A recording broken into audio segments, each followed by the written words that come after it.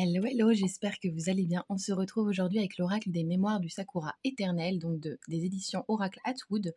Donc, dans la collection Les oracles de la Terre, on retrouvait déjà l'oracle de la prophétie du feu sacré que je vous avais présenté, mais aussi la forêt de Gaïa et les légendes du bout du monde que je n'ai pas encore, mais ce ne saurait tarder. Ici, on découvre un coffret dans l'univers asiatique qu'on aime tant, avec des fleurs de cerisier, c'est vraiment très joli. La coloris est très jolie parce qu'on a du gris, on a du gris bleu, du blanc, quelque chose voilà, de très pur avec le rose bien évidemment, le soleil levant, enfin c'est vraiment dans le thème déjà dès la boîte. Et qu'est-ce qu'on nous dit derrière? Donc l'oracle des mémoires du Sakura éternel, il nous invite à voyager au cœur des symboles japonaises. Entre tradition ancestrale et souffle d'éveil, chaque carte murmure les secrets du vent, de l'ombre et du sacré, révélant les messages de l'invisible à travers la beauté éphémère des choses. Tel un pétale de cerisier, porté par l'air, cet oracle vous guide avec délicatesse vers votre vérité intérieure entre intuition, mémoire et renouveau. Et bien c'est parti, on en découvre plus. Donc pour vous le procurer, c'est très simple, vous allez sur Oracle Atwood et vous découvrez les oracles. Moi je l'ai reçu très rapidement, vraiment, hein, en 2 jours il est à la maison, donc ça va très vite. Hop, et je vous montre. Allez, c'est parti. Donc à l'intérieur, on découvre évidemment nos jolies cartes. Hop, que je n'ai pas encore regardé, hein, je l'ai juste ouvert et je vais le découvrir avec vous. Donc un dos qui est juste incroyable et très puissant, on dirait un arbre de lumière sacrée. Et on découvre évidemment le livret. J'aime beaucoup à chaque fois les livrets de cette collection parce qu'ils sont très complets, vous allez voir. Donc cet oracle, il est né de l'âme du Japon et inspiré par une sagesse millénaire. L'oracle des mémoires de Sakura éternel s'ancre dans une tradition spirituelle où chaque symbole est porteur de sens. Il puise dans l'esthétique et la philosophie japonaise où le fragile devient force, où l'impermanence est beauté et où le silence contient l'essentiel. Cet oracle est une invitation donc à ralentir, à écouter le silence et à accueillir les messages du cœur et l'invisible. Il traverse le temps, effleure les âmes, les murmures des vérités à ceux qui savent encore entendre. Que vous soyez familier des arts divinatoires ou simplement en quête d'un premier lien avec l'invisible, cet oracle sera votre compagnon lors de ce voyage, lors d'une sagesse ancienne, et éveille en vous cette magie douce, discrète, mais puissante, prête à s'épanouir dans les cerisiers japonais. Enfin, du moins comme eux. Donc là, c'est sympa parce qu'on découvre voilà, que c'est un oracle autant pour les débutants, mais aussi pour les personnes qui sont déjà familiers avec les oracles ou les tarots, peu importe. Donc la prise en main, elle va être très simple, hein. On vous dit qu'elle est inspirée des légendes des yokai et des esprits errants du Japon ancestral. Cet oracle puise son essence dans un imaginaire spirituel où le visible et l'invisible dialoguent sans bruit. Il est à la fois un miroir intérieur vous rappelant que les réponses sommeillent déjà en vous. Donc en fait, ça va juste venir faire la lumière de toutes ces réponses qu'on connaît déjà, très souvent d'ailleurs. Donc les cartes sont autant des reflets de votre essence, autant d'invitations à écouter les souffles du monde, le bruissement des feuilles, l'écho du silence entre deux pensées ou la brise qui caresse la peau. Les symboles qui composent ce jeu sont issus de traditions millénaires honorées avec humilité et réinterprétées dans une voix intuitive. Donc l'oracle de Sakura incarne l'élément air et porte l'énergie de l'automne japonais. Trop chouette, saison de transition, de dépouillement, d'écoute intérieure. Il s'inscrit dans la continuité des oracles de la Terre, chacun reliant à un élément, une dimension, une saison. Donc ça c'est trop chouette que finalement il y a un lien avec ces autres oracles. Donc les couleurs ont été choisies avec soin et ça on s'en rend compte direct rien qu'avec le coffret je trouve. Chaque détail compte comme dans un haïku où l'essentiel se glisse entre les lignes. Donc ici tout murmure, il ne s'agit pas de l'air vite, mais de ressentir lentement. Donc la constitution de l'oracle. Pardon. Donc on a 54 cartes. Chacune d'elles va être représentée par une symbolique ou une catégorie suivante. Donc on va découvrir les 11 messages. Donc par exemple dedans on va avoir la flûtiste, la danseuse et ainsi de suite. Ensuite, on va découvrir les 5 éléments. Donc ces cartes, ils incarnent évidemment les 5 éléments, ce qui reflète une énergie essentielle à l'équilibre du monde, comme à celui de notre être intérieur. Donc lorsqu'un élément apparaît dans un tirage, il met en lumière une dynamique vivante, un ancrage à retrouver, un mouvement en cours, une transformation à accueillir, et encore une ouverture à ce qui ne se voit pas encore. Donc celle-ci, elle vous invite à mieux comprendre vos liens aux autres, ainsi que les forces invisibles qui traversent votre chemin.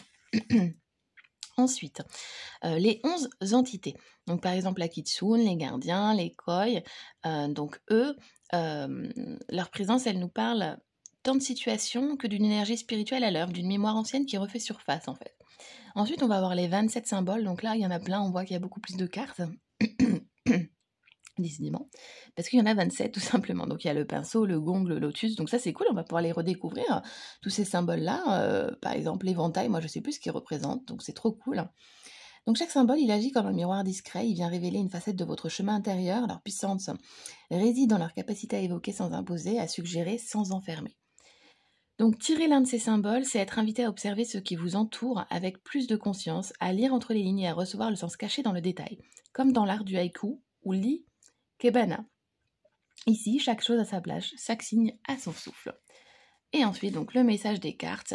Voilà, on vous rappelle qu'une carte ne possède jamais une signification unique selon le contexte, le tirage, la question. Elle va pouvoir représenter autre chose. Voilà, donc ici vous avez plein de conseils, justement, voilà, pour l'utilisation, une préparation au tirage pas à pas, donc ça c'est chouette je trouve. Vous avez toutes les informations, par exemple si vous êtes débutant, vous avez tout quoi. Donc ici des méthodes de tirage, la coupe, une seule carte, le tirage oui ou non, parce que vous allez voir à chaque fois dans les oracles de cette collection, on a à chaque fois une temporalité oui ou non pour chaque carte, donc ça je trouve ça trop chouette. Ensuite on a un tirage à 3 cartes, un tirage en croix qui est bien détaillé comme vous pouvez le voir, le tirage Enzo, si j'ai pas de bêtises. Donc la première carte, elle vient représenter ce qui entre dans votre vie. Et après, c'est détaillé évidemment. La deuxième carte, elle exprime ce qui doit être nourri, donc ainsi de suite. La troisième carte montre ce qui doit être relâché pour que l'énergie circule à nouveau. Et la quatrième, représente le pilier, donc ce qui vous soutient dans l'invisible et dans votre essence. Et ainsi de suite, évidemment, tout vous est plus détaillé que ça. Et donc pour chaque carte, on va découvrir la carte en couleur, son nom. On va découvrir qu'est-ce qu'elle représente. Ici, une petite citation.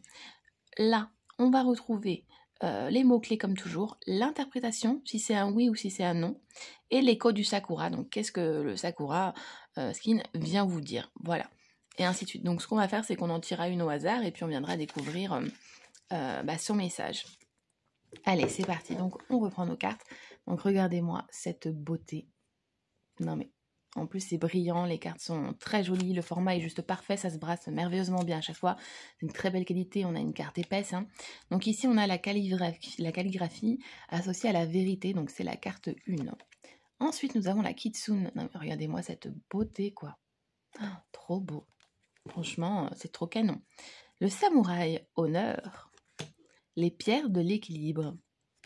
C'est à chaque fois très puissant, les couleurs sont bien choisies à chaque fois dans cette collection et celui-ci n'échappe pas à la règle. Le lotus, transcendance. Les crus, fidélité. Donc on découvre en plus un mot-clé sur chaque carte. Le vent, instabilité. On comprend direct forcément de quoi on parle. La flûtiste, la mélancolie. C'est bien associé, je trouve. J'ai hâte d'en découvrir plus. Donc la porte torne, le passage. Le dragon, accomplissement. Magnifique. L'eau, la danseuse. Vous me direz ce que vous en pensez. Le bonsaï, sublimation. Si vous avez déjà des oracles de ce même auteur. La lune, ombre. Les gardiens, vigilance. Moi, comme je vous ai dit en début de vidéo, j'en ai déjà 2, enfin maintenant 3, et il me manque celui de la légende des bouts du monde. Faudrait que je regarde une vidéo d'ailleurs de présentation. L'imprincesse, impermanence, trop belle. Le chemin révélé, évidence. L'assassin, radicalité. La corde, union. Le soleil, clarté. Le maître, guérison. Les katanas, rivalité. La terre, fondation. Oh, c'est beau. Le mont fut, stabilité. Non, mais c'est trop beau. On adore. Tanuki, adaptation. Trop choupi. Le palais, évidemment. Ordre.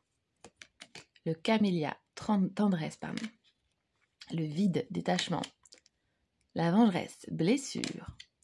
Le singe des neiges, complicité. La tapisserie. Hop. Le yurei, regret. Le Manekineko, évidemment, associé à la prospérité, on est bien d'accord. En plus, là, il est imposant. La vague, bascule. Non, mais elle est trop belle, la carte. La lanterne, espoir. L'empereur, responsabilité. Le phénix, la renaissance. Le daruma, souhait. On en trouve d'ailleurs de plus en plus des darumas maintenant vendus en période de Noël, dans des petits coffrets. Super sympa à offrir. La geisha, raffinement. Après, selon la couleur, on a une signification différente. Le masque, dissimulation. Vous voyez, c'est bien, quoi, dissimulation, on y est tout de suite. Le vase, discernement. La statuette, donc la voix, trop mignon. Les koi-koi, bravoure. Le pêcheur, humilité. La pagode, stabilité. Le tatouage, appartenance. La fleur de cerisier, gratitude. L'éventail. L'armure, protection. Le pinceau. Le démon, la peur. Le gong, le commencement. L'arbre éternel de la longévité. Incroyable. Et enfin, l'éclipse, donc la carte de la rencontre. Donc ce qu'on va faire, c'est qu'on va se tirer une petite carte Alors, je vais les mélanger déjà doucement. Bon, on va pas la prendre parce que j'aimerais bien déjà les mélanger bien comme il faut une première fois. Et puis ensuite, on va demander une carte pour nous aujourd'hui. D'accord? Allez. Hop, on les mélange encore un petit peu. Voilà. Allez, une carte pour nous aujourd'hui. Et ben voilà, c'est celle-ci. Donc, on a la danseuse qui est associée à la fluidité. Donc, hop, je vous la montre bien. Tac. Donc, c'est la carte numéro 12. Ce que j'aime, moi, c'est que c'est numéroté. Donc, au moins, on ne galère pas à aller trouver notre carte. Donc, la carte 12. La danseuse, c'est le souffle devenu geste, le lien vivant entre émotion, présence et mouvement. Elle incarne grâce de celui ou celui qui sait s'adapter au rythme changeant de la vie. Par sa fluidité, elle enseigne que l'équilibre ne se fiche pas.